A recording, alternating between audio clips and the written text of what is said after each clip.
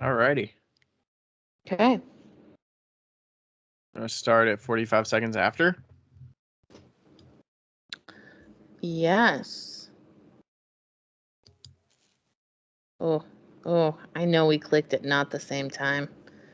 Well, we're delayed. I think we'll be good. Okay. All right. Do you want to Okay. restart it? No. Hello. All right. Hello. We're live.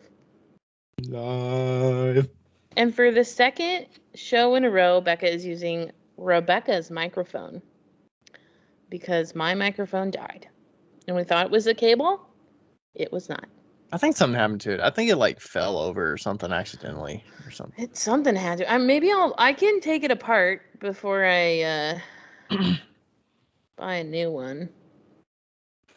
You know. Yeah, you're pulling up a video and it said at the beginning, it was like, if you're going to do this, you need to have a good intermediate knowledge of soldering. Soldering. And I just started laughing. I'm like, yeah, no.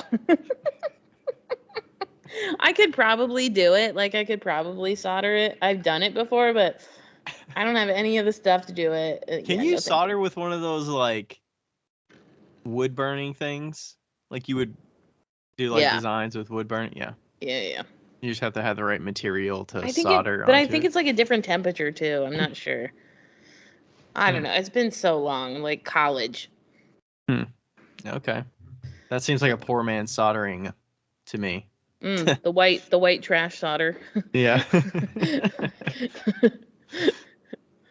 Yeah. Oh, that's great. How are you? Not much studio time today, so I'm a little bit computered out, but Bummed.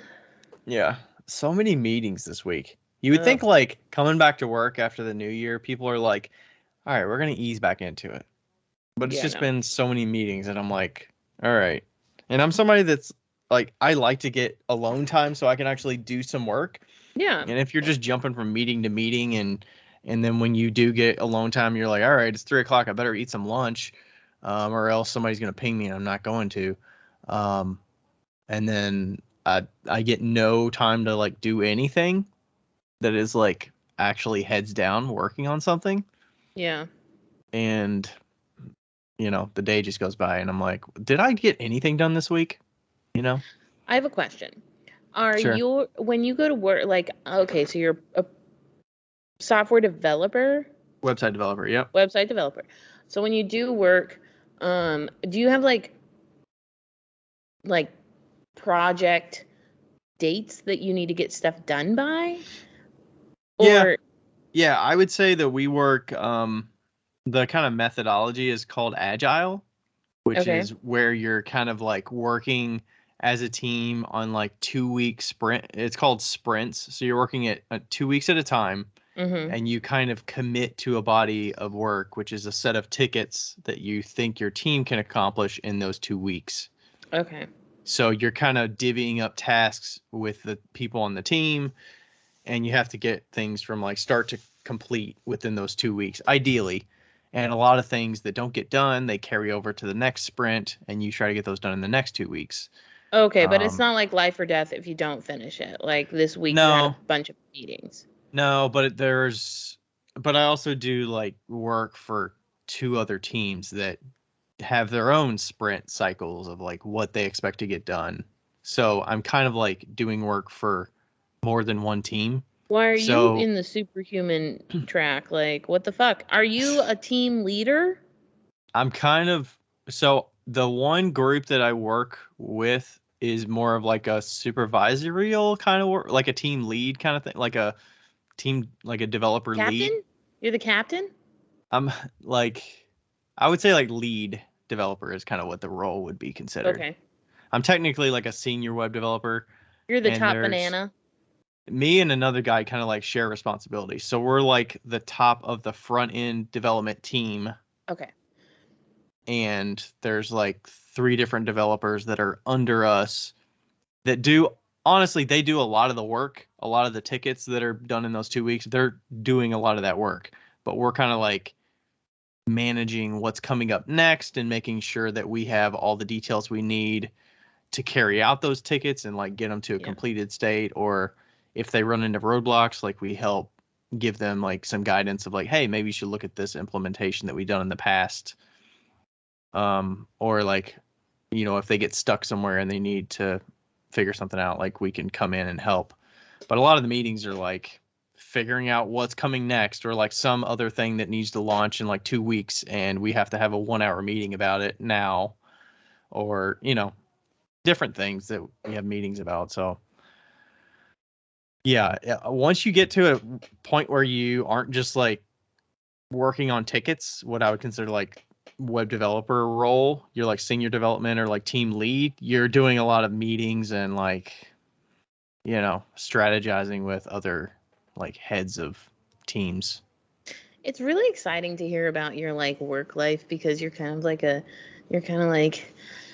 I don't know, sometimes it feels like we're still young, it still feels like we're like fresh out of college. That's what I feel like, at least. But then like when I hear you talk about, I'm the team lead and shit like that, and I'm like, wow, you're like developed. Yeah, I mean, I've been in this industry since 2013, since I Right, graduated like, from college. So like I'm not a yeah, spring chicken in this. It's 9 correct, years yeah, of doing this. Yeah. yeah, and it's like, wow, like you're like, you're like doing the lead stuff, and you're not like just some like hustler like in the Yeah. company. It's kind of cool to be like, yeah, Yeah. my And then friends, the other I teams lead. that I like work with, I am the technical person on that team. Everybody else Right. on the team is more business oriented, or they have different skill sets. So they could be like UX heavy, or they could be like an expert in the different application that they're a part of. That makes Like sense. we have people that are in charge of our like chatbot application, which is what helps like drive leads, marketing leads to become customers and spend money. So like Yeah. there's somebody in charge of that, and I'm like a technical person that helps that tool function. Yeah. So the people I work with on there, like they rely on me to know stuff and be able to like carry out the things they need to get done. So if I'm pulled on these other things, then they're kind of waiting on me. You know what I'm saying? So it's kind of weird. It's kind of overwhelming because there's so many people that like rely on you to help with things, Yeah. and you're like, Jen, yeah, I need help here.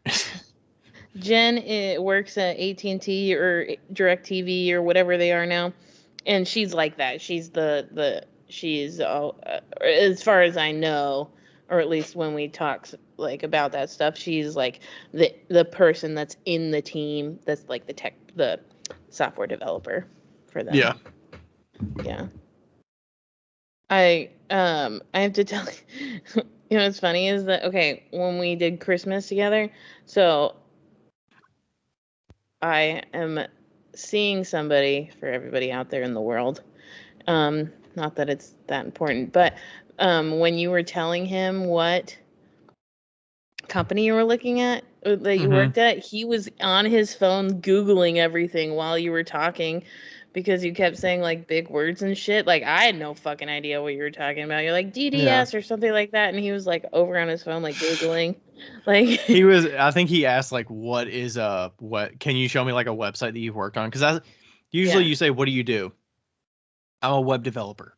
That's yeah, like a generic term. And then if they follow up, then you could be like, I'm technically a senior web developer, so I kind of manage yeah. people, sort of, but I also do technical things that I actually am making code. You're like the art director.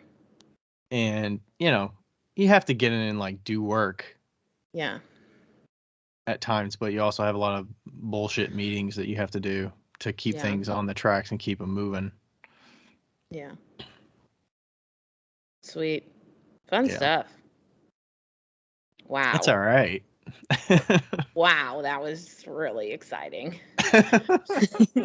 And then it's so vague, like I don't know how to explain it if, you know, but yeah, so Uh, that was my day today and most of the week, honestly. So I'll be happy to I did get some time on the wheel though this week. That was good. I got some time to just throw mugs, and um I got somebody coming this weekend that I think is going to be joining me as a studio assistant. And I also Yeah. put that out there. We talked at the end of last episode about the production pottery. Yep. And I got a couple people I'm scoping out for that to potentially help me out there with throwing some shot glasses, spoon rest kind of thing. So How many do you want total? Because my understanding was that you wanted more than I think that you do. I mean, I think the immediate need is when I hit the spring, I want to have like, 500 or 600. Okay. I mean, maybe more, at least like 300 per clay body, I think Mm-hmm. would give me some peace of mind that, okay, I can carry this through. But I mean, sometimes I'll get a wholesale order for like 50 and those Yeah. 50 are out the door quickly.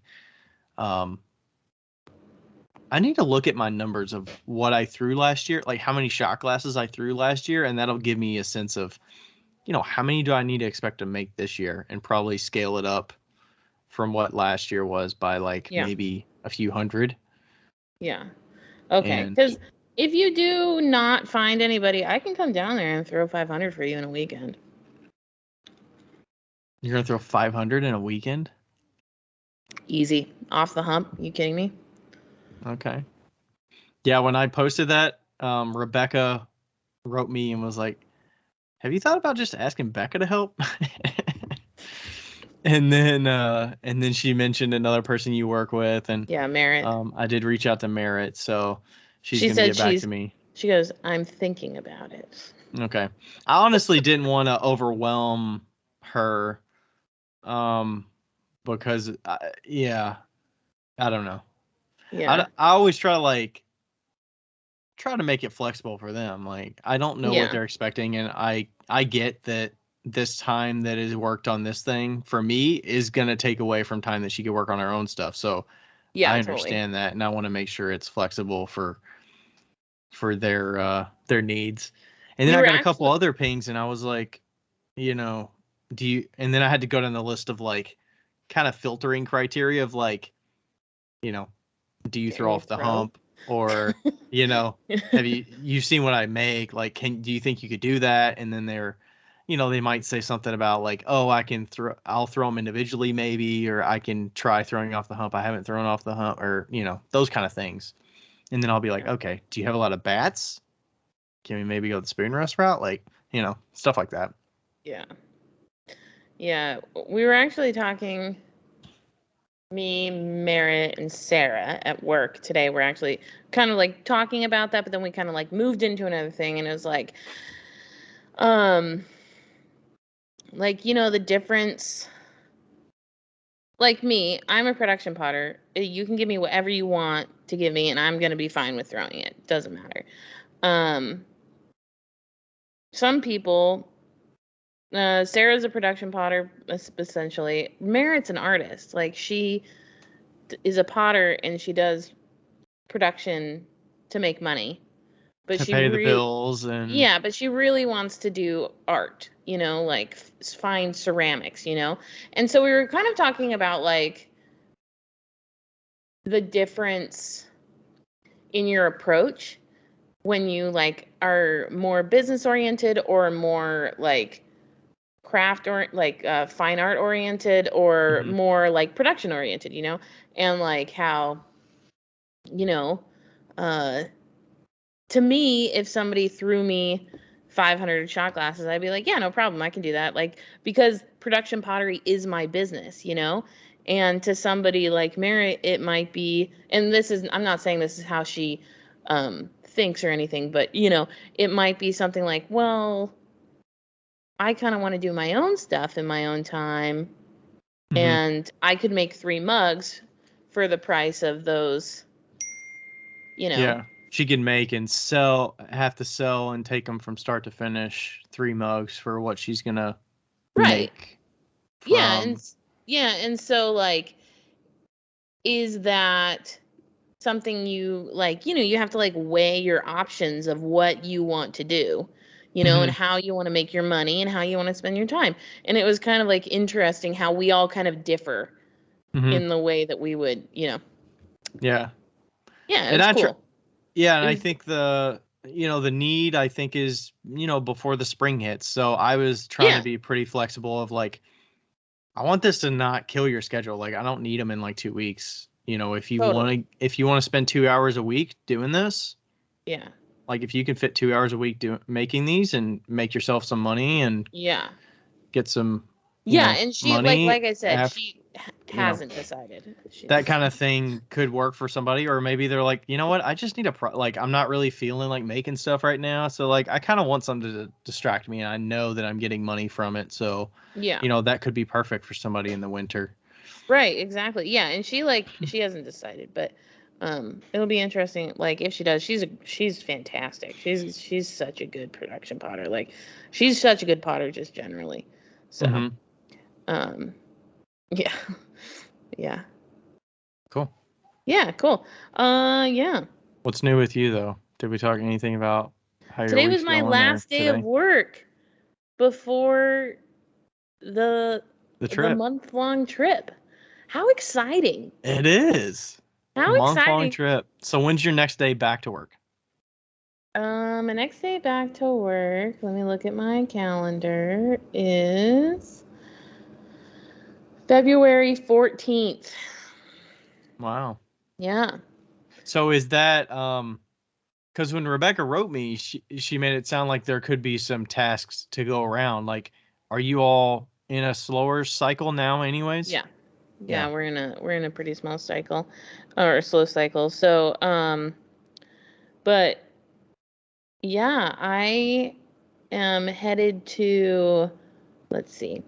I got a planner. Oh my gosh. What? What? What I is got this? Who it's is this? I know. Okay, so Savannah, who works at Graves Co., is a planner artiste.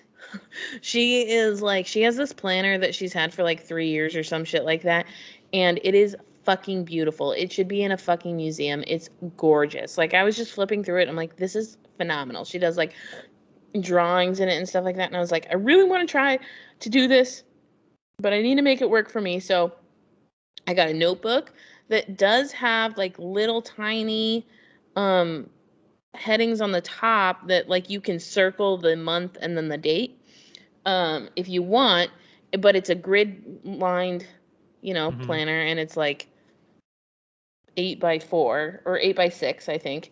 So it's a And bunch of grid. It's a grid of like days. no, So it's it's like just a a whole grid. week It's on a page. Oh, it's just no, okay. it's just a grid. So there's no weeks, no days, nothing. Like Okay. so you can do whatever you want in it. So I like drew out a whole calendar Hmm. and or like a whole month and then did the next month and I planned out where I'm going on my trip. Cool. So I'm leaving on Sunday afternoon. I'm going to your house and then we're going to put all of your cups in my car. I bought a bed off of Amazon so I could sleep in the back, Did it fit? not in the cold weather. Yes, it does. But it's not fluffy enough. Like it's not poofing out. You know how like the beds kind of like poof, like when Hmm. you when It you get didn't. them. It It didn't didn't. expand. It didn't poof. So it like poofed on one side, but not on the other side. And I've heard that that's the way it works. So I might Hmm. return it and Is then that just so you can collapse it and like fold it up? yeah. It is. It's a Japanese style futon mattress, so you can like collapse it and put it in a bag. So we'll see. I'm gonna sleep on it and we'll see how it is. Okay. It's pretty Um, freaking cold out there tonight. I don't know. Oh, it's Is it snowing is here. it Like, snowing there? Yeah. I'm It's not planning on sleeping in my car in the eastern states. We're talking West California, Las yeah. Vegas, Okay. you know. So I'm going to Kansas City, staying the night at a friend's, then going to Colorado, staying the one day at my parents' house, and then off to Utah on Thursday, and then we'll be at Claycon West until Sunday, and then on Sunday night or Monday morning, I'm going to Jen's house in LA, and then on Friday or Thursday, I think, I'm gonna go back to Las Vegas because Andrew, my best friend, is doing the trade show out there for a week. So hopefully I can Wow. get in on his hotel and or he Hmm. might be sleeping in the truck, I don't know. And if he is, then we'll be neighbors.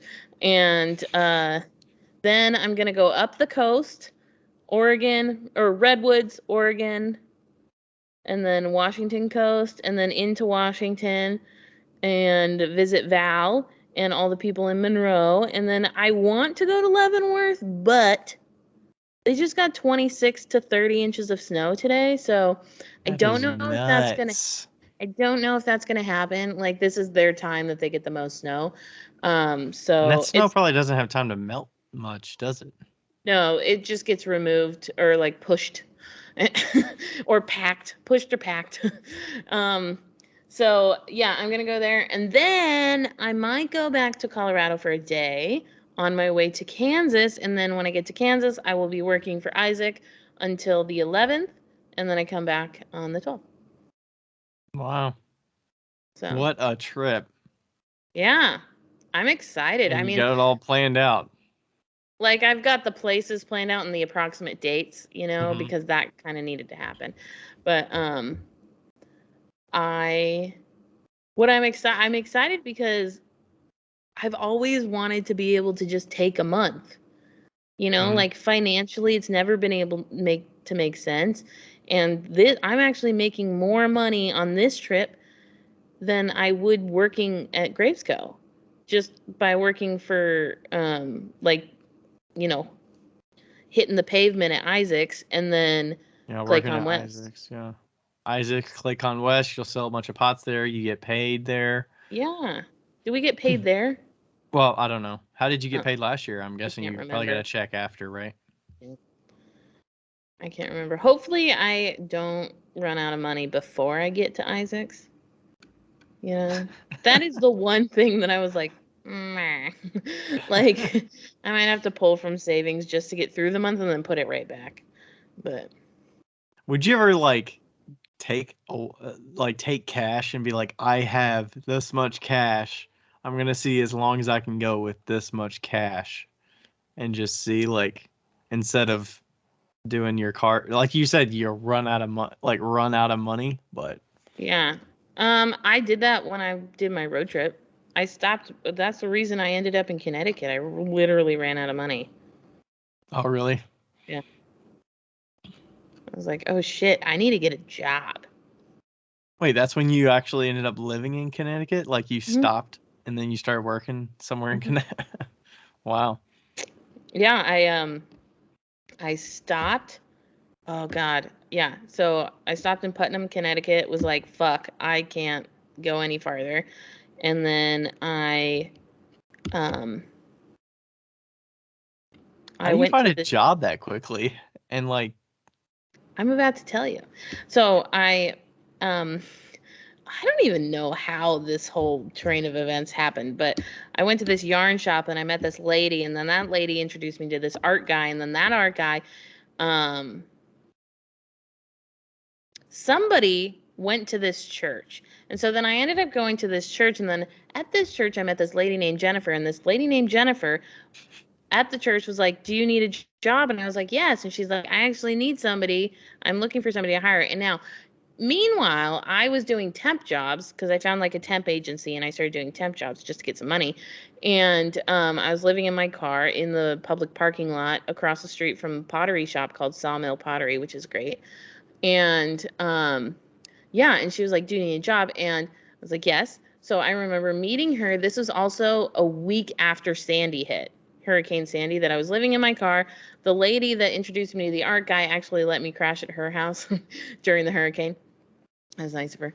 And then I remember sleeping in my car in the exit, in the what is it where you people park to get on the bus to go to work, the park and ride. In the park and ride, and I got dressed at 7 a.m, met her, and then she drove me to the job to show it to me, and I got hired on the spot. And then that day I found a place to live, and the lady that I lived with, or that I found a place to live, it was a Craigslist ad, and I called her, and she was like, oh my God, yeah, I have this other lady that's going to look at it, but it's this weird situation. She's handicapped. I don't know what's going on. I don't really trust her. I don't know. You sound great. And then she goes, you know what? I'm just going to call her and tell her not to come. Just over the phone? Yeah, over the phone. She's like, I'm going to call her and tell her not to come because you sound great. And then she calls me right back, and she goes, You know what? I don't have her phone number. It's actually on my kitchen table at my house. Would you mind driving to my house, That you're going to be going staying in? at? What? That you're going to be staying at? Yeah. The lady that I'm talking to on the phone for Craigslist. Right. Literally never met this lady, and she goes, "Would you mind driving to my house? The door's open. Could you go in? The phone number's on the kitchen table." Get the loser's phone number and get me. So that I can call her and tell her not to come. And I like found her address and I like went and I tried to find this place. I got fucking lost and I never actually found the house. She did find the number. And then that night I went to her house and she figured out that I was sleeping in my car. She's like, "Well, where are you staying now?" And I was like, "Oh, and she's like, "Okay, you're sleeping here." And I moved in that night. Wow. That's crazy. Yeah. So what is the span of you getting the job and getting to Connecticut? Is that like a 3-day affair? Is that like a week? I got to Connecticut the week before Halloween. I'm still living in my car during Halloween, I think. Um, it was 2 weeks. 2 weeks. 2 weeks after I got to Connecticut before I got a job, I think. Maybe a week and a Okay. half. So you're just like scouting out job options and seeing your way around and Yeah. figuring out places to live and looking at Craigslist and Yeah, like I knew I wasn't going to find a place to live until I got a job. right. And I really loved Putnam, Connecticut, so I wanted to stay in that area. So, plus there's Had a you really ever good been there place. before? No. Okay. Nice. That was also where I found a fish in a public toilet once. It was a foot long. A foot. Oh my gosh. I thought you meant like a little goldfish somebody dumped in there. A No. foot long fish. Oh my gosh. That's crazy. I have a lot of stories that nobody knows about. Yeah, I didn't know that. I mean, I've heard you say you lived in Connecticut, but I did not know the origin story there. Yeah. Wow. I also made this hat in Connecticut. Well, from this hat that I'm wearing right now. It's From got the a weird. yarn people? Yeah. Wow. They taught me how to knit better. I got there and I was knitting backwards. so, so Knitting backwards. yeah, it's Like going the wrong complicated. direction or something? Kind of. It's weird. Hmm. But yeah. So Interesting. Okay. All right. So do we want to what do we want to start today? Do you want me to read some of the feedback from the question I asked? Want to yeah. start there? Okay. Oh, we should tell people that we're going to do our review for 2021. Yeah, so the kind of topic for today is we're going to go over how 2021 went for us, like personally, business-wise, and then share some of the highs, lows, failure, goals, and stuff like that, and Mm-hmm. positive stuff. And then I think we're going to do a separate episode for 2022 and looking ahead. Yeah. And yeah, so to start, I sent out a story to our Wheel Talk Instagram account and was asking people. I saw this on heard this on another podcast. I can't remember. I think it was Breaking Points. Do you know what I'm talking? It's like a political podcast. It's with independent journalists, independent political podcast that I listen to. Oh, nice. And they kind of shared a survey about like how do you think your 2022 is going to compare to 2021 for you, and I kind of asked it in two parts. It was like personally and then for your business. So we'll start with the business since that's going to be relevant to people here. So I got a lot of better answers. I was expecting to get some highs and lows and some I don't Yeah. know, I'm not sure, but I mean a lot of stuff were saying like, they think their skills have grown since last year, which ideally if you're making a lot of stuff, your skills should be getting better and getting a little more confident in what you're making. So that's pretty good. And then, um, you know, some people said like better over doubled my net income from 2020, did more and better craft shows. So that's good. Um, some people are getting more confident in their work. Looking forward to growing their hobby and, start selling at art shows. Lindy said better. I know more. I'll do more and get rid of what doesn't work and lean into what's working. So it's Get pretty it? good. But when you can be self-aware to like figure out what's going well and what's not going as well, and Yeah. Oh my gosh. more I think critical. about Lindy all the time because I don't know if you know this, but I met her on Clay Buddies.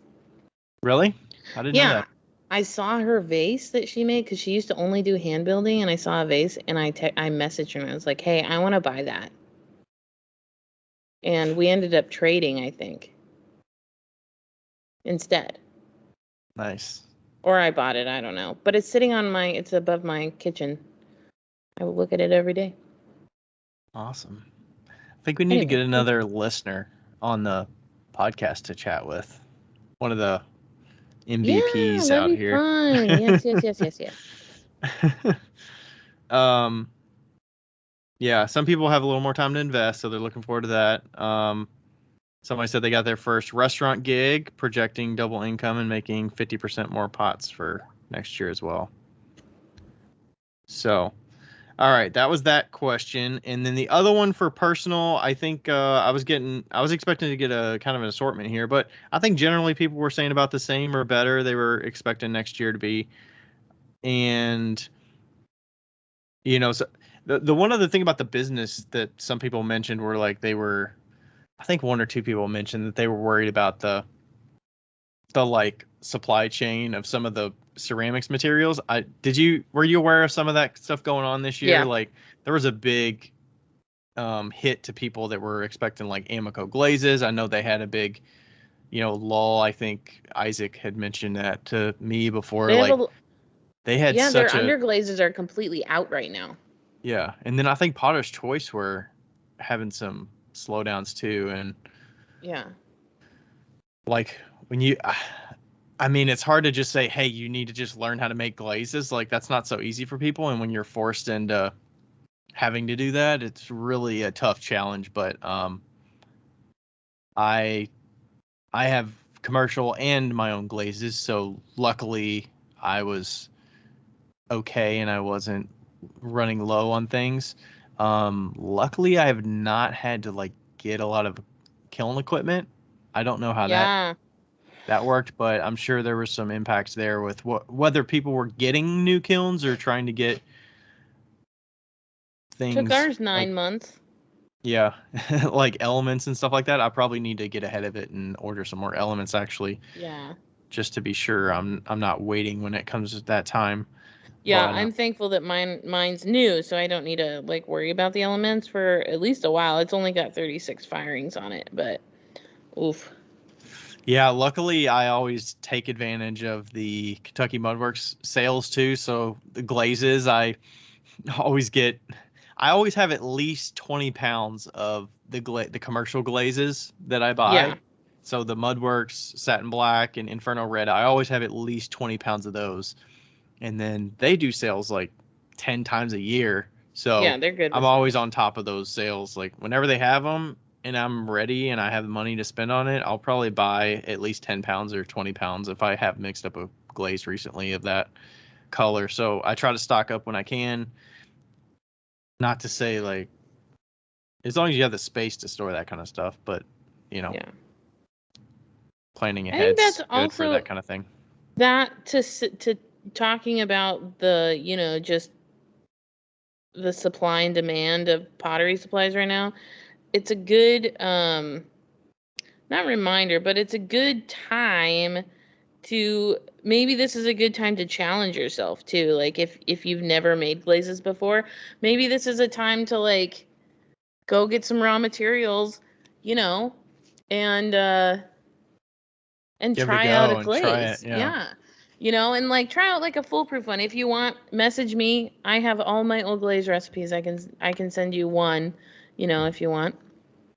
One great thing that you can try that will get you the experience of making a glaze without going from raw materials is getting dry mix. If you can get 10 pounds of dry mix, Yeah.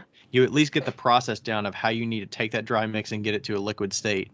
Yeah. and put it through a sieve, because you're going to need a sieve. You're going to need the materials to, like, the brushes and stuff to get it through the sieve, and the toilet brushes and whatever. Toilet brush, yeah. Spatulas, like that process you need to understand anyways if you're going to make your own glazes from raw materials, but at least that gives you some experience and something to try. But that may be a goal for 2022, since I don't think that our supply issue is going away.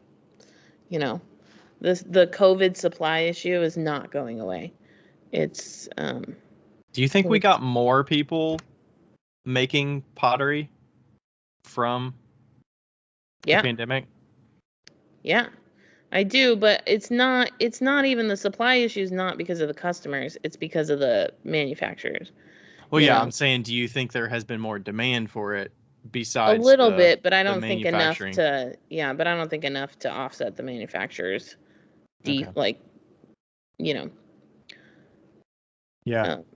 lack thereof. So I mean, I figure give it another year or two, and there's going to be a big influx of people getting rid of equipment too that got into it during the pandemic.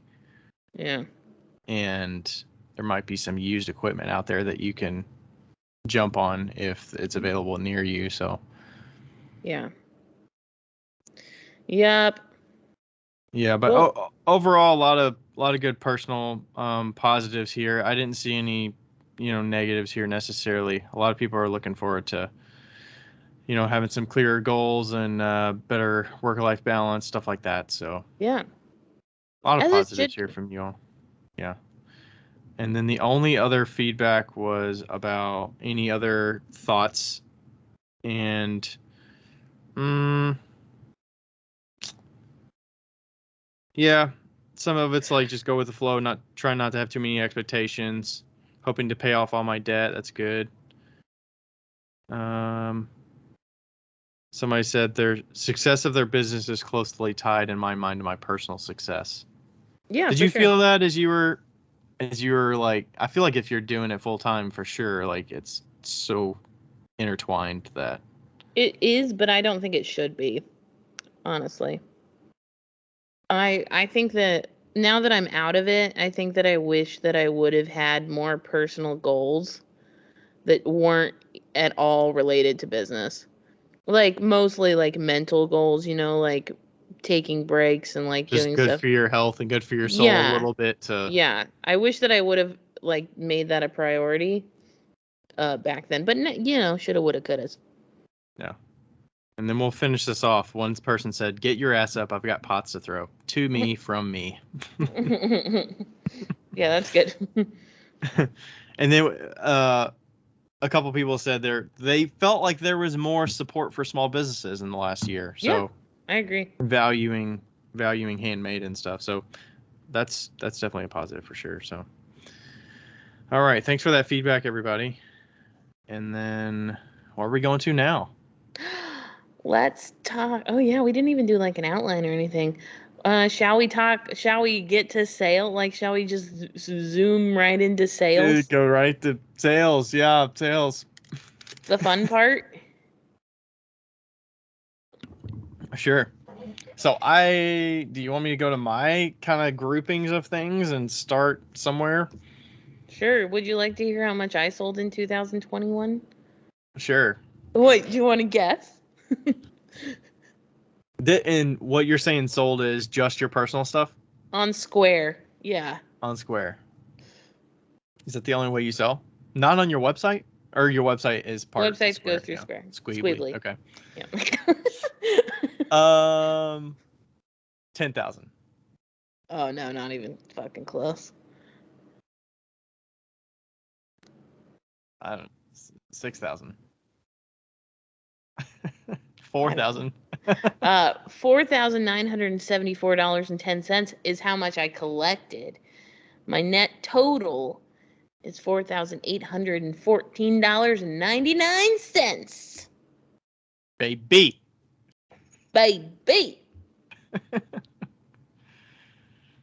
Nice. That was really just from the last couple months. Like there was like $100 or $500 in August. I mean, you had the Backyard Craft Show.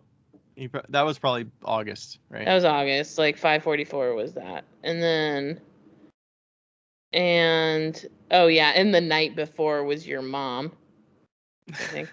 And then Is it like a spike or like a little bump? A little? Yeah. It looks like little lonely mountains.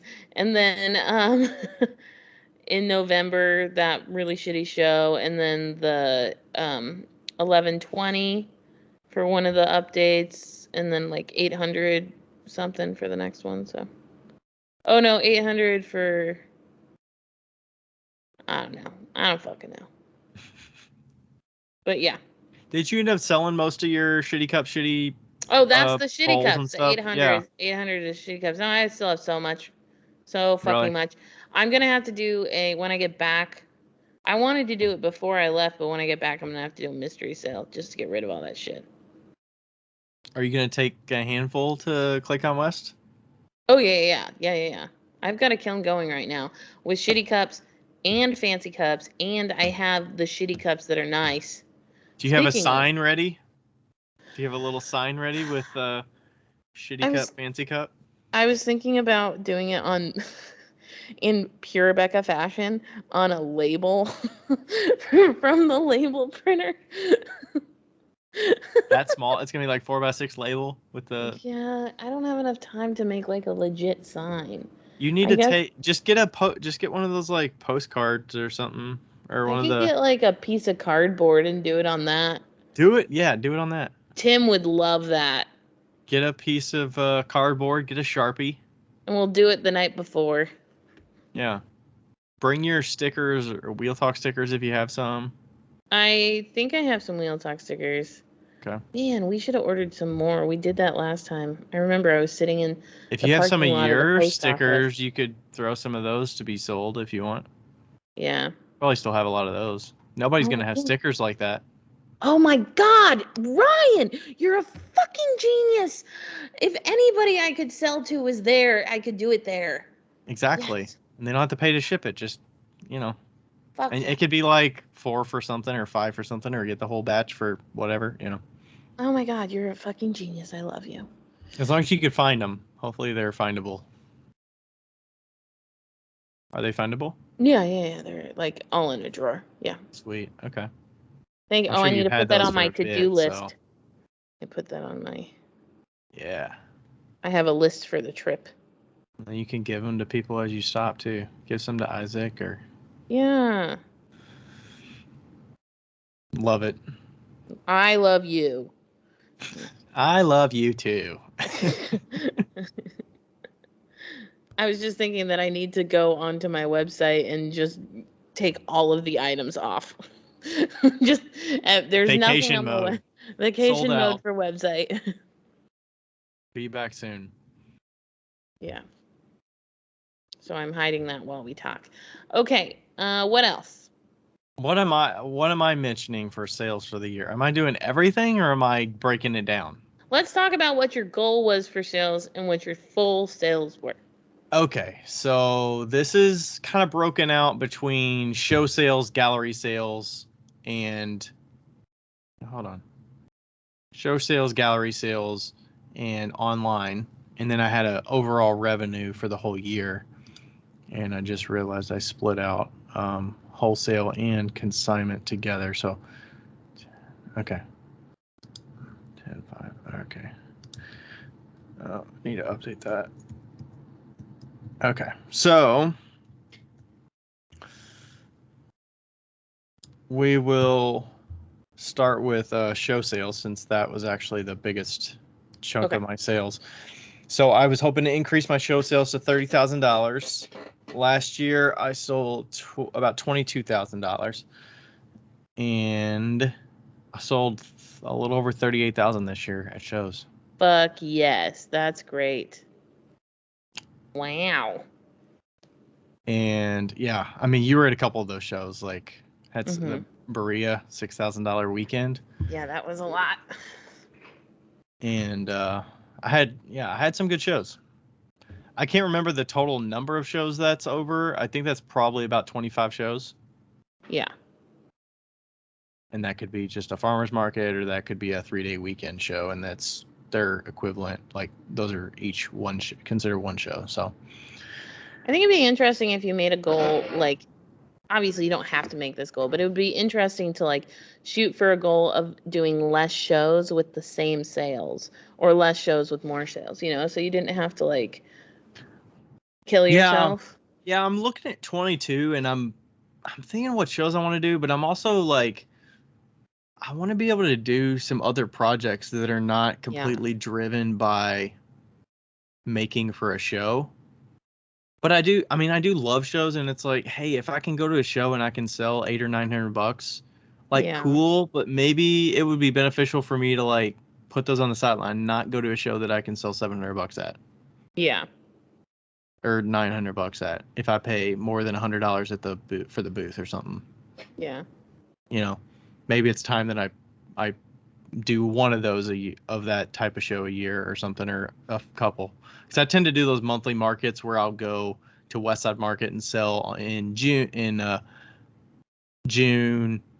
August, and September, maybe, possibly November, and I'll sell it 3 or 4 of those a year. And on average, I'm selling maybe $800 at each one of those.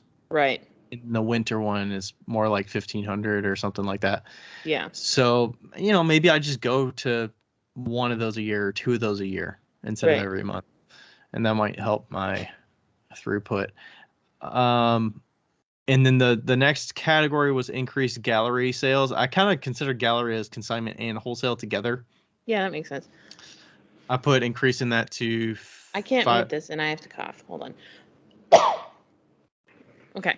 I put increase those sales to $5,500 for the year. Last year I sold $4,500 between galleries and for consignment and wholesale. This year I sold a little over $10,000. What the fuck? A lot of that was because of the wholesale orders, I think.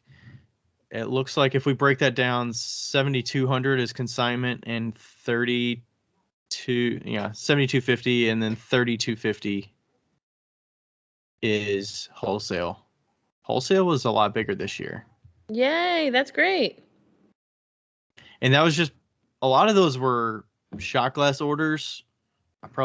If I were to look at this as shot glasses, like, you know, $200 there, $1,000 there. Most of that was shot glasses. Yeah, I probably had half of these were shot glasses.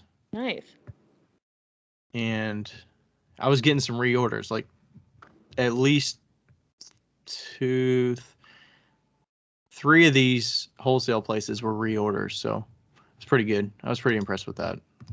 And I think I'll get more into this year. That's kind of what's starting to stress me out a little bit, is that I'm going to get called to have one of those orders that I need to restock, and it's going to be like, we need 50 shot glasses or we need 80 shot glasses, and it's going to drain me. So yeah. Okay, so that's the other one, and then we've got another goal: sell $15,000 online minimum. Yeah, right. Last year, I sold 27,000 online. This year, I sold a little over 22,000. Really, you sold less online this year? Yeah. Well, if you think about it logically, I had less time to focus on online. Whereas show-wise. So if we look at the show sales last year, 22,000, online sales last year 28,000 just about, and then this year show sales 38,000. So an increase in almost double. Honestly, it's almost double the show sales year over year. What was your goal? Okay, for selling online for this year? For shows it was 30 and you got 38, so that's an 8,000 upswing. Yeah. Okay, what was your goal for 2021 for online? 15,000. Okay, what was yeah, and that's a shitty goal. Your goal was less than what you even made last year. Does that make sense that a lot of shows got canceled in 2020? And it makes sense for me to set the same online goal as last year when there was half of shows. You need to stop being so intelligent about your decisions and start living on the edge a little, okay? You need to have an increased goal every year. So let's see, what is the combined of those two? So 22 plus 38 is 60 between shows and online this year.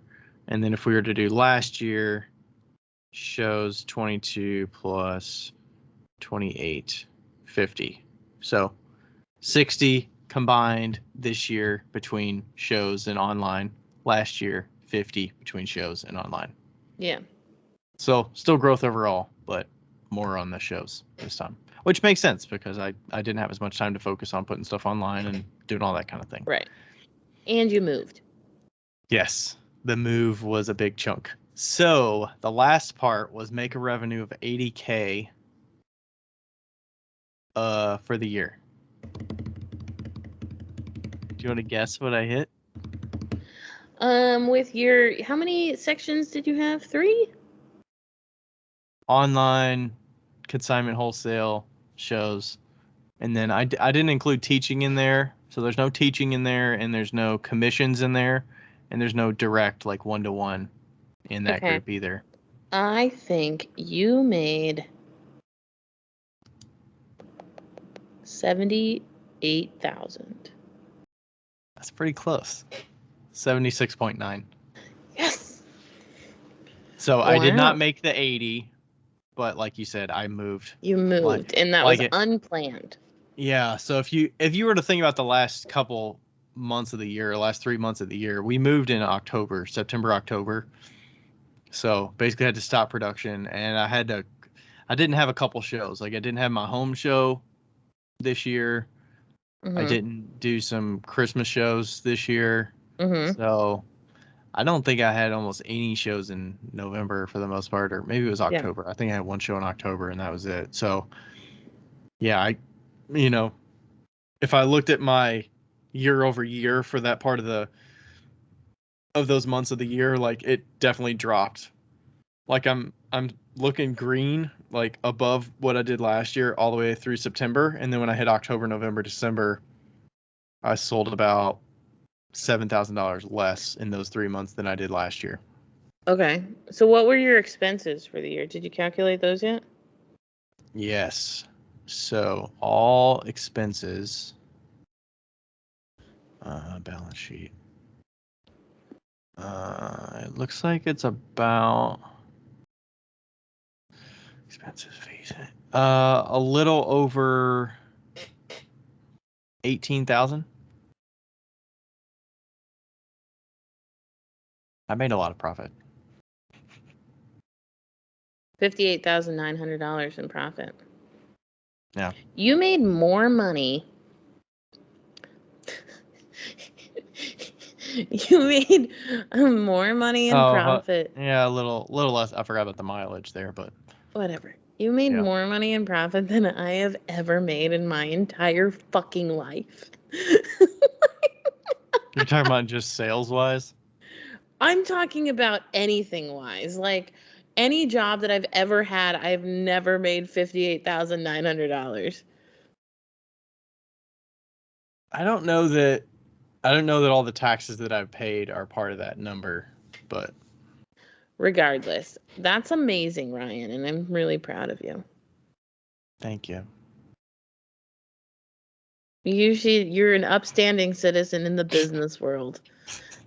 If you had to pay yourself, that's like. Actually, I did start paying myself. I probably need to add that as a expense item, or maybe I don't add that. How much did you pay yourself? So I think I started paying myself in August, maybe August or July, and I started paying myself $1,750. I think a month. 1,750. Yeah. Fuck yeah. Okay, so minus 1,750 times just say like 4 months. I think it was about 4 months, maybe. 51,900. I think that's what I was paying myself. It's hard to remember what I was. Yeah. Still more than I've ever been paid, but that's okay. Actually, probably not. I think I've made $50K. once. Oh, I was in the wrong account. I was looking to see what. $17.50. I pay myself $17.50. The Good. last I'm day glad of that you do every that. month. Yeah. I think that's really important. It keeps a consistent, And log. I've never done that before, so. Yeah, I think that's so important, and like it, like I said, it's good for consistency in the future. If you ever had to buy a house or anything like that, you could show them that you paid yourself this much money, you know, Yeah. which isn't that much a month, but Yeah. And it's really regardless. just moving a number from one account to the other account that's side by Correct. side with it. So Correct. it's not really significant. I mean, it does help me a little bit to look at. I do tend to look at my bank account number, like when I go into my ceramics and I'm like, "Ooh, that number's nice." Like, Yeah. I want to get it over this threshold next year, and it'll be like a nice celebration when I get it over that threshold. Not that anything's going to change and I'm going to spend a bunch of money, but something's going to happen when I get to that threshold, and I'll be like, "Yeah, pat on the back." Pat on the back. Yeah, I think you should be really proud of yourself.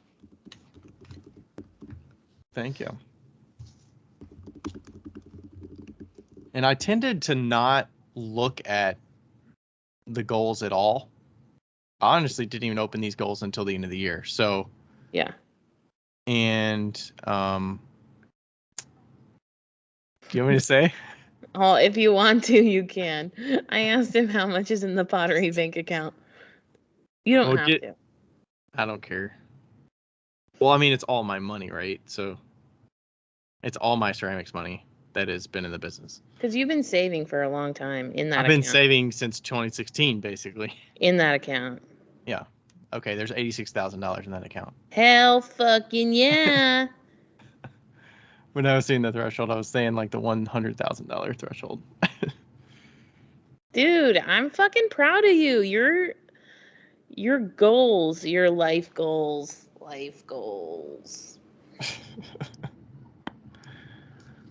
That's awesome. I can't wait until you go full time and like reap I'm all gonna the get rewards. more stressed about it. Yeah, you will, but it'll be fine. Like that number up there should make me feel, oh, I can, like that's plenty of runway. Yeah. You hear about like, oh, you leave your job, make sure you have enough runway that'll get you X number of months until you can make sure you're confident in keeping the number going up and not just draining. But I'm like, I just want to keep it going up and keep pushing myself to keep within reason of not killing myself with the production level, which I think I'm hitting that point where it's like a little bit of a tipping point of like on the edge, but pricing my stuff, increasing my prices of things can help that tipping point come down a little bit. Yeah. I think it's also important to note, if you are new to this or whatever, that bank account for Ryan, I think that some people, if you hear that number, you're like, that's absurd. Why would you keep that much money just in that account? And he is saving that money so he can go full time eventually. Like, this is a long-term goal that he has set. So yes, it should be noted that it's not just like an empty 80 whatever $1,000, like there's a purpose for that. So, and if I need to buy something that breaks, I have no reservations about it. If I need it, I can just spend cash on it and buy it. Yeah, but I mean, like, the fact that you are so frugal is the reason why that is so high now. So clearly you've done something right. Except for the whole kiln situation. We won't get into that. But not today. Not today. Yeah, so yeah, you should be really proud of yourself.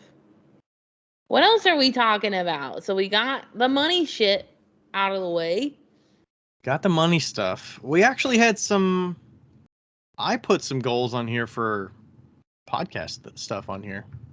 Oh yeah, did I do goals for? Oh my god, I thought we collectively agreed on the goals for the podcast stuff. I think. Did we? I think so.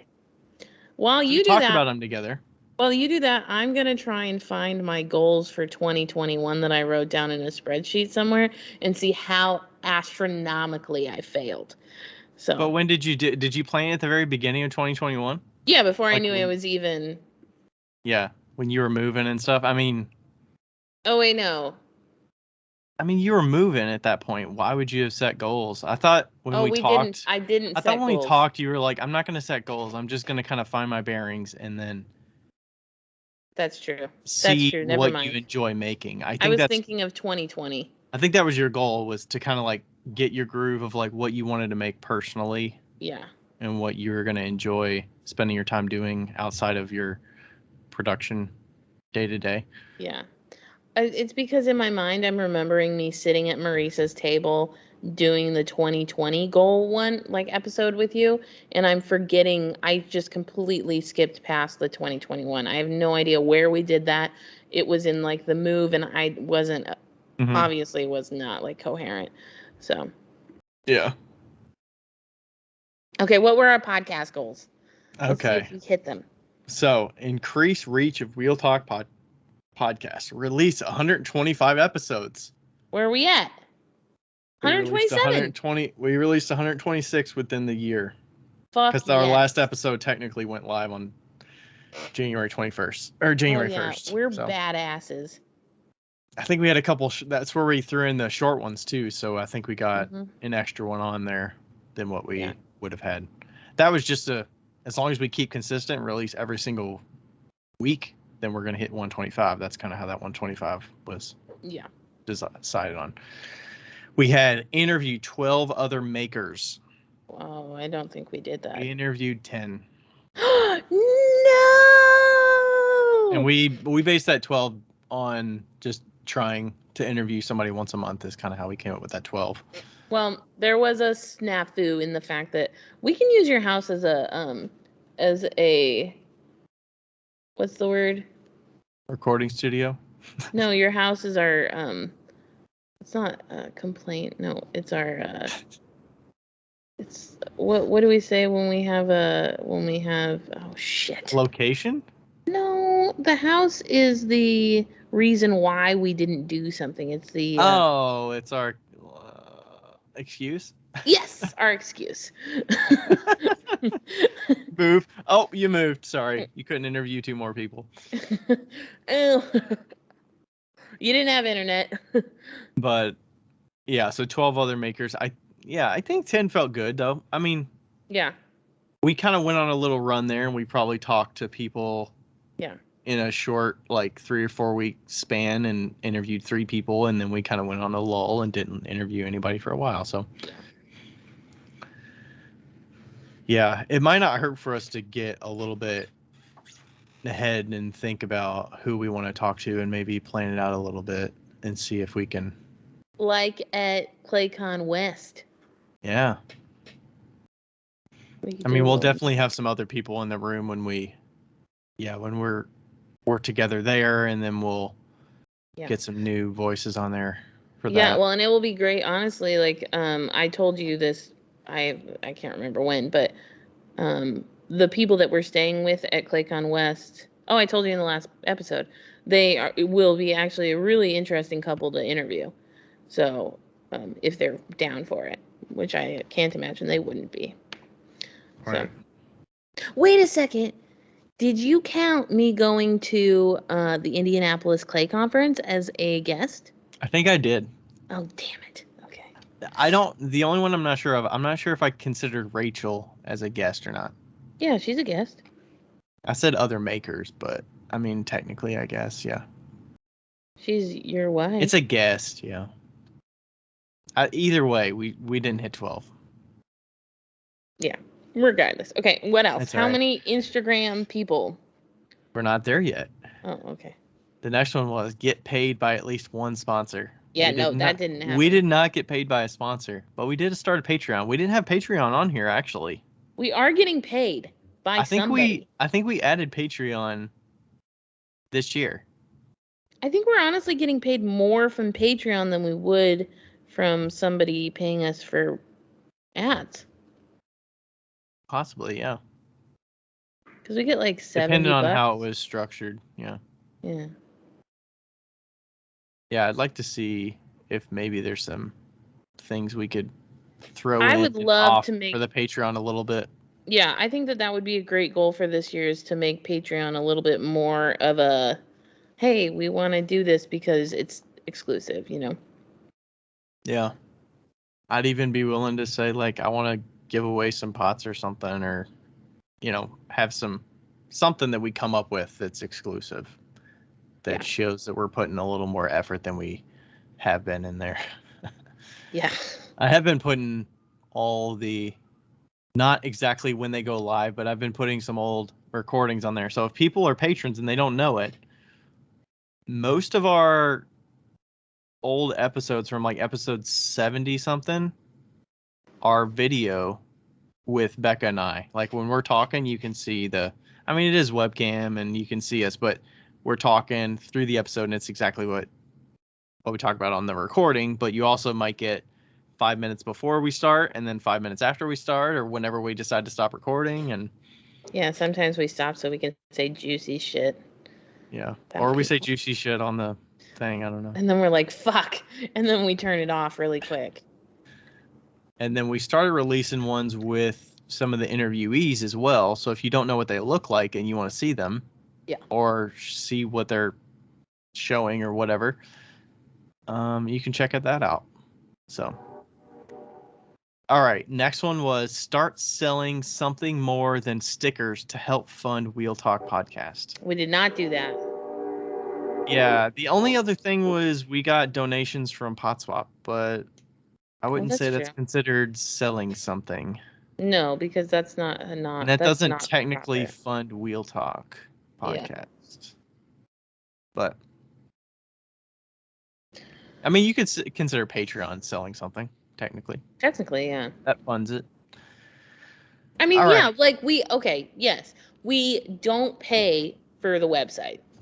I feel like that's a goal that was, like, Patreon pays for the website, which is as good as, like, it's great. I mean, the fact that we don't get paid to do this, we don't have ads, which is huge.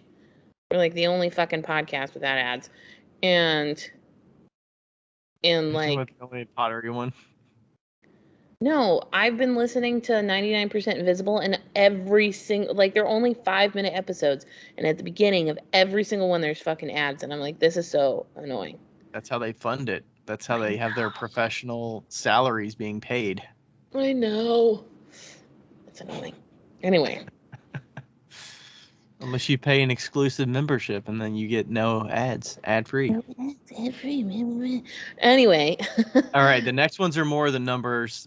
Reach 1,000 listeners / downloads, which are considered unique downloads within the first 90 days of release.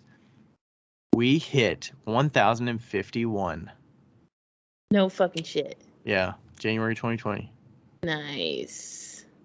Yeah, it looks like in January 2021 we were at 660, so it's pretty good. We're getting, it's getting close to double. Our podcast predictor is 1,045, actually. That's the. Oh, it might have changed a little bit since the last time I looked. Yeah, it fluctuates. So yeah, pretty good. I think having other guests on helps us with numbers sometimes, with getting new listeners in, and then they can kind of dig into other episodes if something interests them or whatnot. So, all right, next one was IG followers. Reached 3,000. Do you think we reached that? No, we're at 2196. No, we're at 2206. Well, we were at 2196 when January 1st hit. Oh, well, you're all fancy and shit and like planned ahead. Okay. So, how would you? And this is kind of putting you on the spot, but how would you feel if somebody else helped us with, like, Instagram? I'd fucking love it. Are you kidding me? I feel bad every single time. Is there a listener out there that is willing to help us out? If you want to reach out to us, we could pay you with the rest of our. We could pay somebody, like, not very much, but we could pay you. But I, like, feel bad every single time because, to be honest, I cannot figure out how to get my notifications on. You mean like when messages come in? Yes, I can't figure it out, and then I forget about it, and then you're like, there's a message here, and I'm like, oh fuck, like I would be more than willing to answer almost all of the messages, but I can't figure out how to get the fucking notifications to work because I'm 90, and it's like Can you see when you do the Switch account?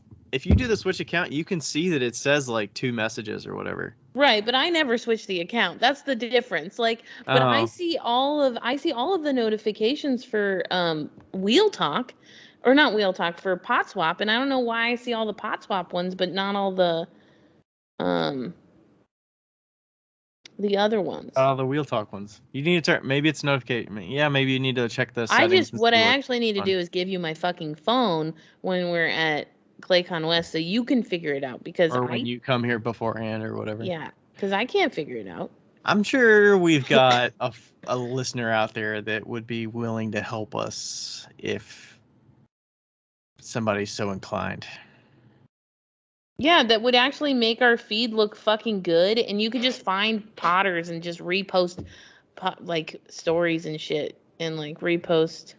Or if there's like, we used to do sound clips when episodes were coming out, but even if we had just a weekly, hey, a new episode's coming out, here's what it's about.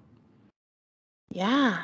If there's at least that, you know, it's enough to manage one Instagram account. So managing that And you do a lot on Instagram because I'm so inept. So it's like, and I'm so sorry for that. I mean, I I'll really, just have random thoughts that is like, this is yeah, perfect for Wheel Talk, because if I put on my personal one, like, okay, it's tailored to potters, but there's people that aren't potters that follow me. But this is like, yeah, okay, this is like niche Wheel Talk discussion, or good for the Wheel Talk audience to give us yeah, some feedback on or whatever or whatnot. And yeah. it's cool. Like, we do get messages after new episodes come out. Like, give it like a couple days within the Yeah. release of it, and we'll get comments about the newest episode that came out, and it'll come through as messages.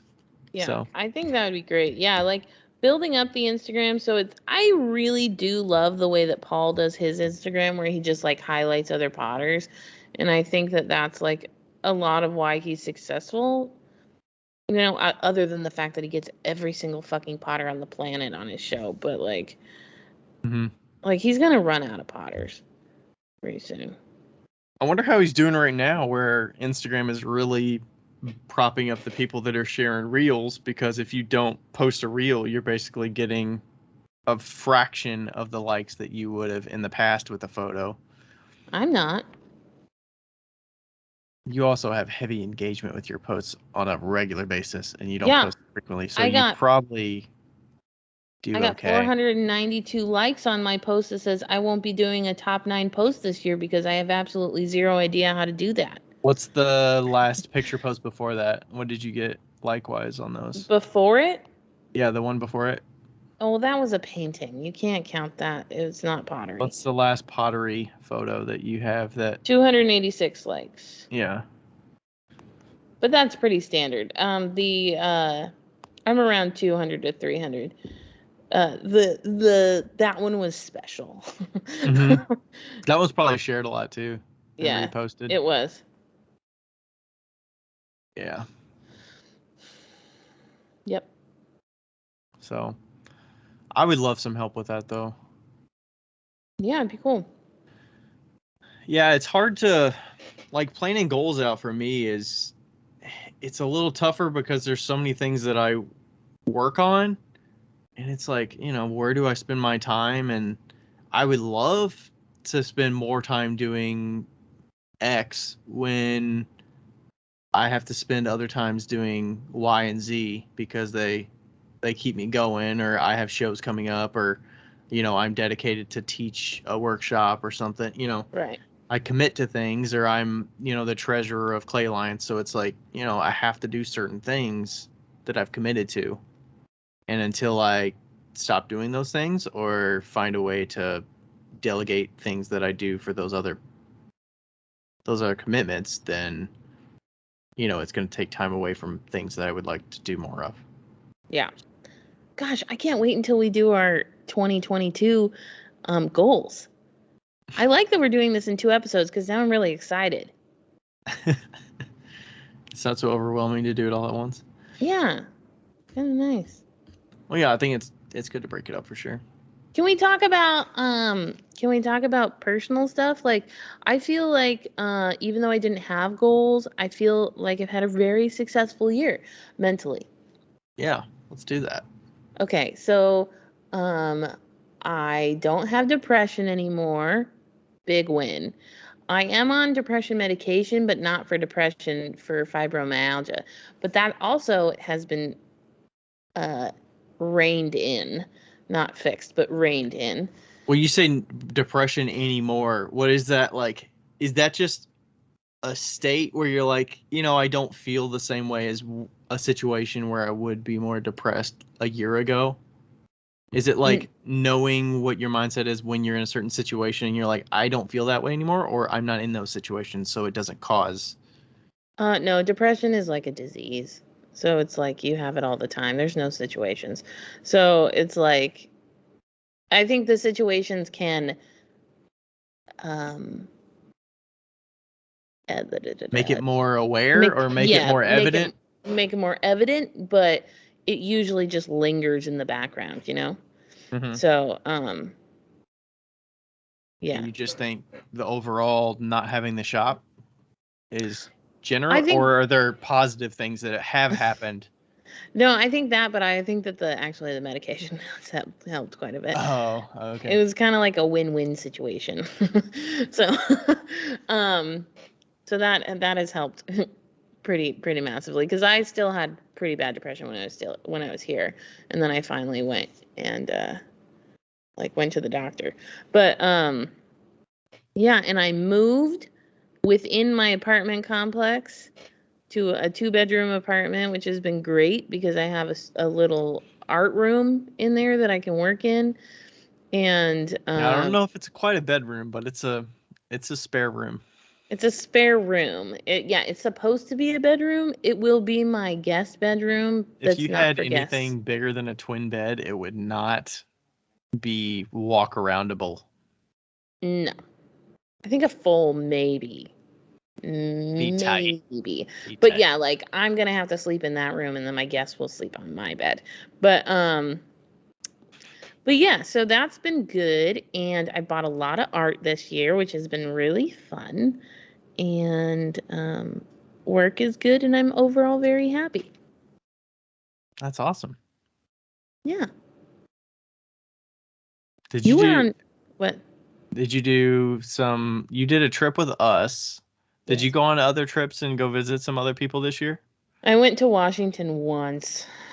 Mm-hmm. But I don't think I did anything else. I was busy, and I did financially. I took a hit this year because in Monroe everything was expensed, and like I traded for food and all these things. You know, Right. there was like a lot of variables that I didn't like. I knew it was going to change, but I didn't really know how it was going to change. So I did take a hit. Like I'm Plus your probably apartment, like, I mean, you're just your rent by itself probably right. Like I took a didn't big have shit. rent before because I didn't have rent because I lived in my office that my business owned that was $300 a month anyway.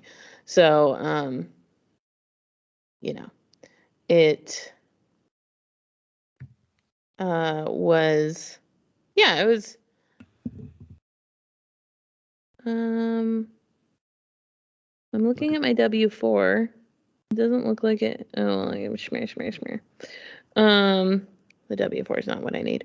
I was gonna look and see how much I made this year versus how much I made last year, you know, like how much, not really how much I made last year, but um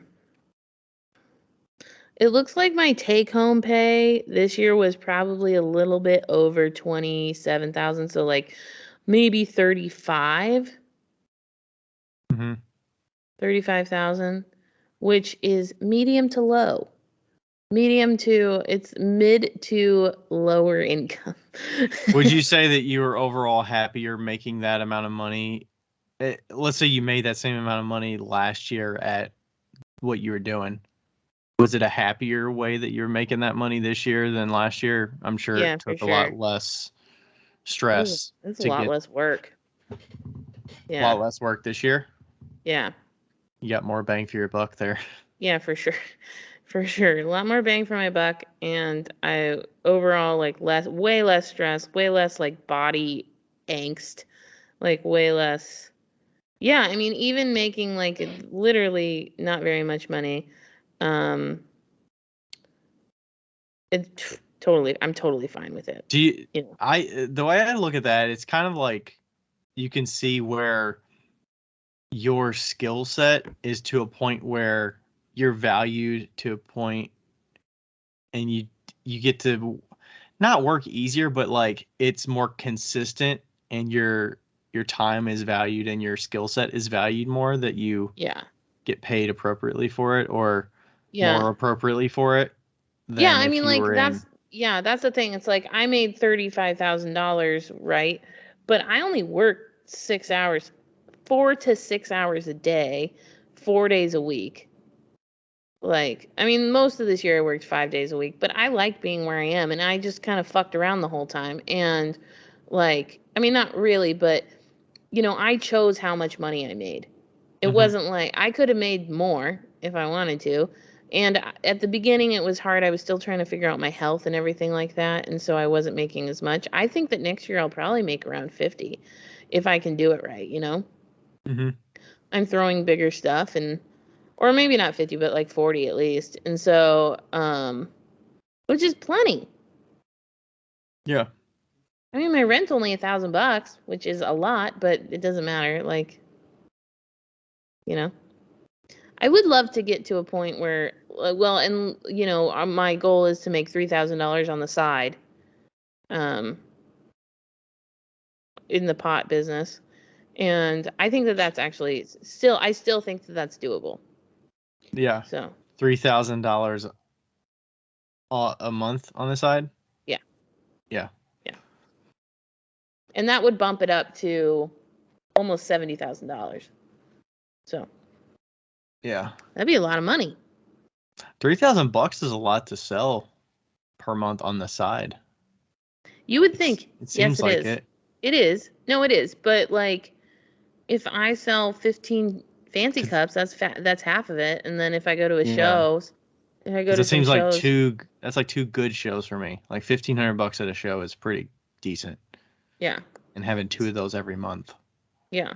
I want to do the farmers market, and yeah, I think that this year I've really what I what I'm the most excited about is that I've finally like accepted the fact that I am who I am. Like all my all my existence, they've been like, Becca, you can't have shitty cups. Like you can't do that. And I'm finally like, you know what? Fuck it. I like this is literally the only way I know how to exist, because every other way I fail at because I'm not good at it. I'm not good. I'm not good at making my booth look nice. Like that's just Or not you my don't care enough to yeah, like it's just like to not my skill set. And so finally being able to be like, you know what, you need to make it look like shit. and like you need to just like give into it is just embrace the shitty life, Becca. embrace it. I like somebody, I can't remember. I was like, they need to just let me be mediocre. I need to be mediocre at this point in my life. And it's been working quite well for me, honestly. I I was gonna talk about that. uh, we found a post on Facebook that is Gosh. a grilled cheese truck that somebody did as an art project, and I'm not gonna read all of it, but literally it says $1 grilled cheese, no change given, sort out your own shit. and and it's the menu is $1 shitty grilled cheese, and that's it. If you want a tomato slice, no. and and I was like, that's me. I'm that. That is what I strive for. So anyway, I'm really just happy that I've finally like given into I think I thrive in the shitty life, and in the sense where it isn't shitty anymore because it's funny, you know? It like Yeah. it works its way around. And that fits your personality, like. It totally does. Yes. Oh man. So wait, you went on trips with your parentals? Yeah, you actually told me that. I was looking back. You're like a couple weeks ago. You're like, we should talk about 2021 as like a personal, and then do a business one later. And I was like, what did I do personally this year besides move? So, um, yeah, we did start off the year. We were in Phoenix for New Year's Eve last year, and then visited Becca and Josh in Indiana for a bit. I think that was like a long weekend kind of deal. And then Becca reminded me that we went to Austin and Kansas City separately with each of our parents. Yeah. Rachel's family, we went to Austin. Then my parents, we went to Kansas City. So those were some fun, like long weekend trips. And why did you do that? Because you decided last year that you're doing adventure gifts. I don't know if that was an adventure thing. I think it was just a. I'm trying to remember what time of year it was. Your It might have Christmas. been. That was your Christmas gift to your parents. Maybe. No, it was for sure, 100%. It was. I thought it was planned around a birthday, and that's why we went to. I think we went to Austin around Rachel's birthday, and I thought that was in kind of celebration ish for Rachel. Nope. And we said we want to go to. I mean, maybe not. I don't know. Honestly, your guess is as good as mine. I couldn't even remember that we went anywhere until I looked back at my calendar. So, and then is we Rachel went upstairs? Yeah, she is. I'm texting her. And then we went to Kansas City during June. That sounded kind of country when I said that. During June.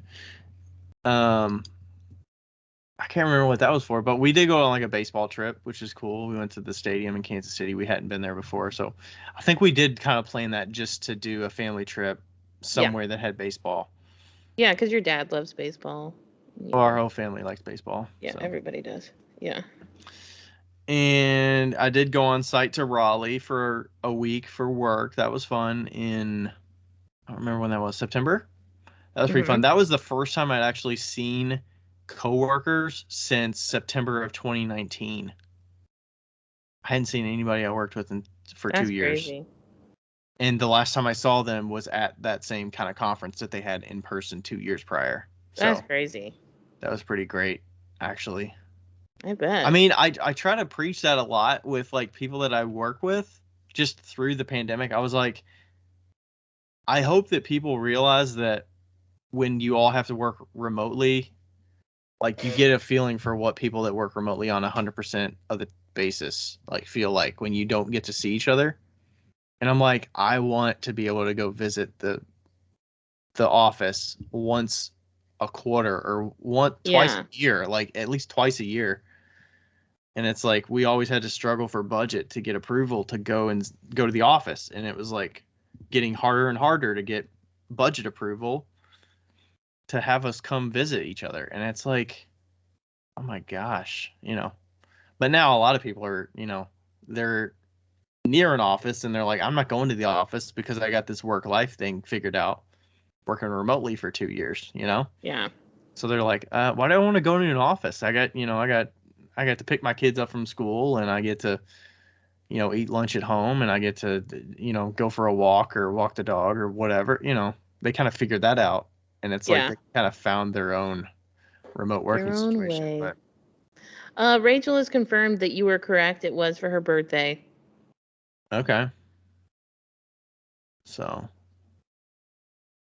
yeah, I think we were with her side for Christmas. We were planning on like dinner, like a fancy dinner. That's what she said. At least that's what we planned for this year's Christmas. So I don't know about last Christmas, but we might have done something similar to that. And then the biggest part was, we did the trip with you and Rachel. That was August? Beginning of August? Yeah, it was so much fun. That was great. Yeah, we need to do more trips like that. I agree. That was like the funnest. That was the funnest text too. You're like, so I have a week off. I have enforced PTO week that the whole company's taking off. Can we do something here? Yeah. And then I got massively sick. Yes. Afterwards. Yeah. I want to I kind of selfishly want to go visit Pitch Pine, Tar and Matt in Vermont. Ooh, That place looks amazing. Can we go? We said we wanted to go, and you want to do all that driving, so I feel like you should go. We should go. Yeah, let's do it this year. That's our goal. Tara, get ready. She doesn't listen, but get ready. And then we can stop and probably see Heidi along the way. Michigan's probably along the way, maybe-ish. No, it's not. Okay. Negative. Maybe we could see somebody else on the way. We may be able to see Tim C.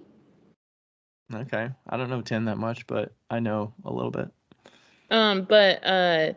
Yeah, no, I think it's like we could see CRW Designs. She's in New Hampshire. She's close to. Every time they like post something, and I'm always like, get ready, get your couch ready, I'm coming.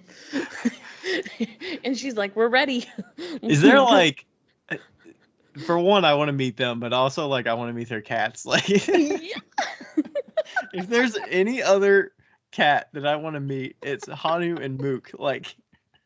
It's so true.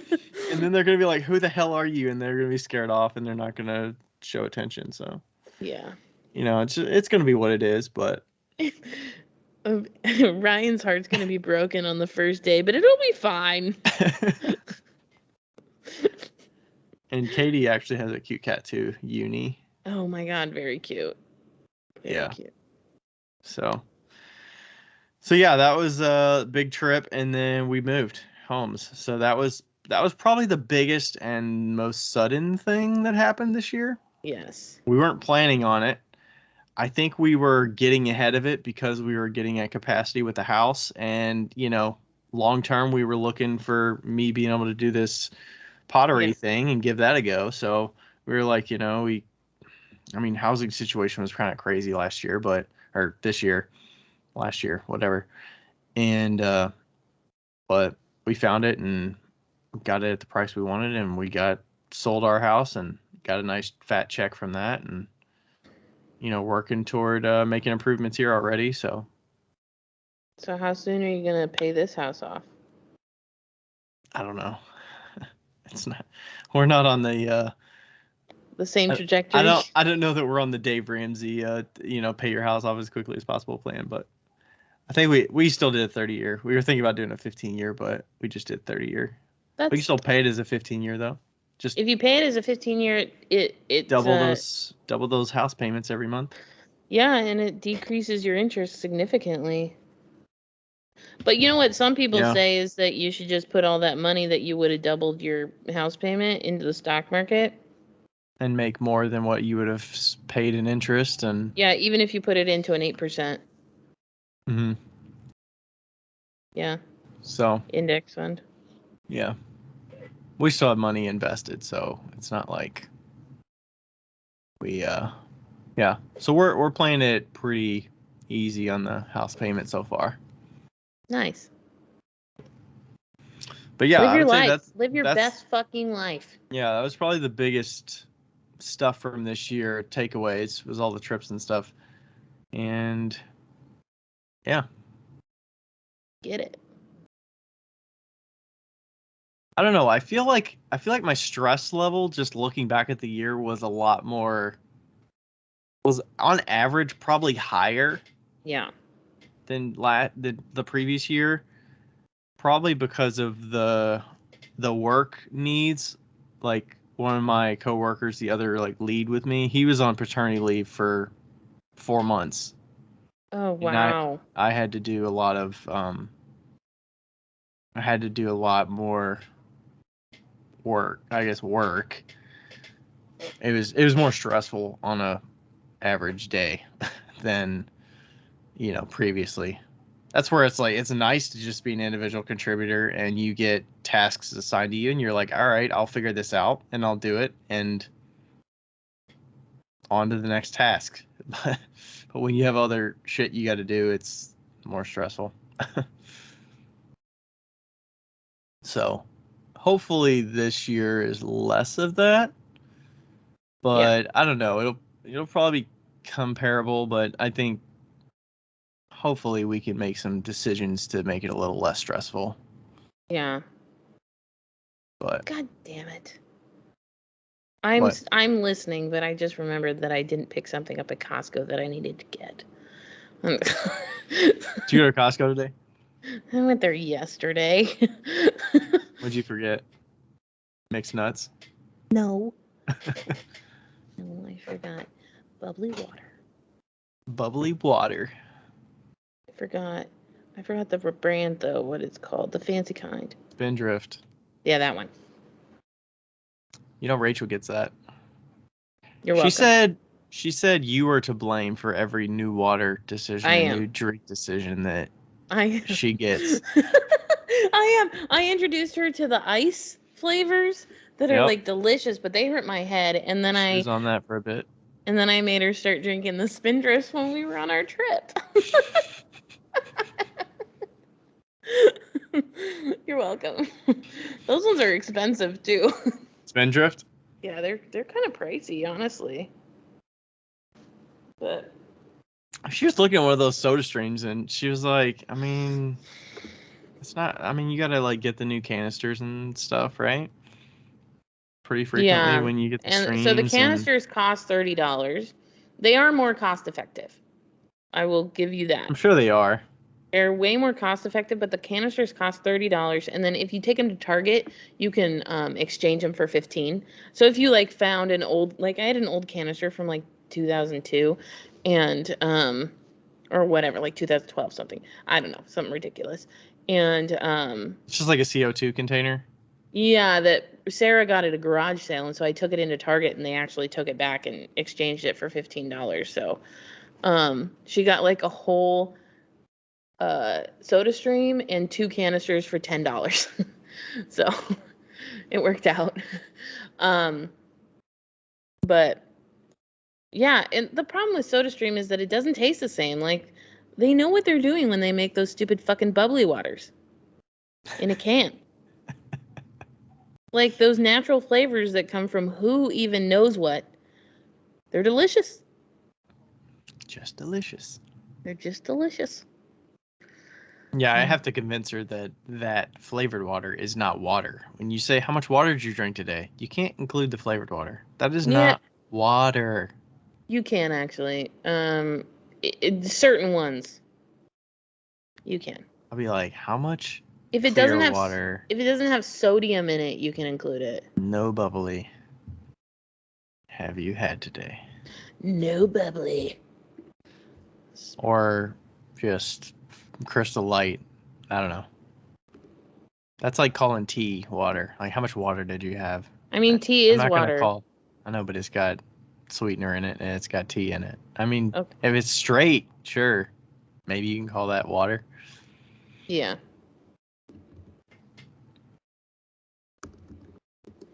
But it's better than whatever. Like, it's better than it could be. It could be worse. Definitely could be worse. Okay, I'm looking up Spindrift's ingredients. There's 0 grams of sodium. So this would be considered water. Because if you put water, flavoring? What about the flavoring stuff? For them, they don't ever put any natural flavors. So the ingredients are carbonated water, grapefruit juice, orange juice, lemon juice, and hibiscus. You said no natural flavors? You mean artificial flavors? No, I mean natural flavors. Because like sometimes in like if you look on a LaCroix, it says natural flavors. And natural flavors can include almost anything. Oh, okay. That sounds like that sounds like artificial flavors is what you want to avoid. But when it says with natural flavors, that's kind of like a fancy way of saying artificial flavors. Yeah. What does natural flavors mean? Oh, it's not going to be quick. Wait. Nope. Can't find it. But yeah, like from what I've heard, natural flavors is like a little iffy. Government regulations define natural flavors as those that derive their aroma or flavor chemicals from plant or animal sources, including fruit, meat, fish, spices, herbs, roots, leaves, buds, or bark that are distilled, fermented, or otherwise manipulated in the lab. That's a very wide range of things. Yeah. So, like, if you have a LaCroix that has natural flavors, it doesn't necessarily come from fruit. It could come from a fish. And it's just formulated in such a recipe that it tastes a certain way. And I mean, obviously, it's probably not fish, but, like, it could be, So, that's what they mean when they say natural flavors. They are natural. Manipulated in a lab. Naturally manipulated.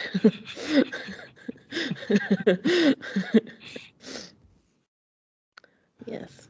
Naturally manipulated. Naturally manipulated. Alrighty. Anything else today? I don't think know where so. we're at. We're close to 140. That's pretty good. Yeah. We did pretty good. It's 12 o'clock. Yeah. Almost. So, wrapped up the year. I would say overall pretty happy with 2021. And we'll see what we got for 2022. We'll get with you here soon for 2022. Looking forward to, I think we're probably going to release this while we're at ClayCon West. Yeah. But we're looking forward to seeing everybody. If you listen to this at ClayCon West, come say hi if you haven't already. But don't touch us if you don't know us, by the way. Yeah, say hi, my name is, and put your hand out. And if you want to hug us, say, can I give you a hug? That's the proper etiquette, and then we can say yes or no. Say that to Becca first. She's probably more of a hugger than I am, but yeah, don't hug Ryan. I might hug you, but I'm squishier.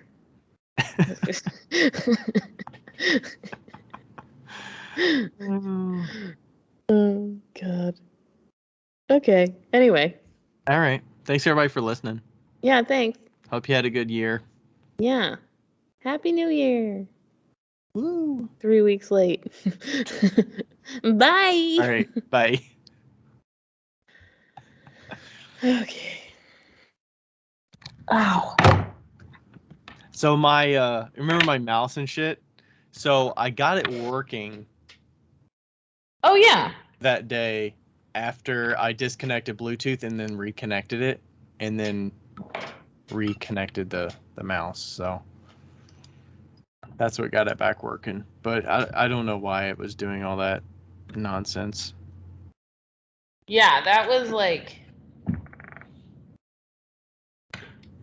That was like what the heck is going on here? That's like a mic situation. Yeah. Like, why is it doing this? Okay, and then I'll stop this one.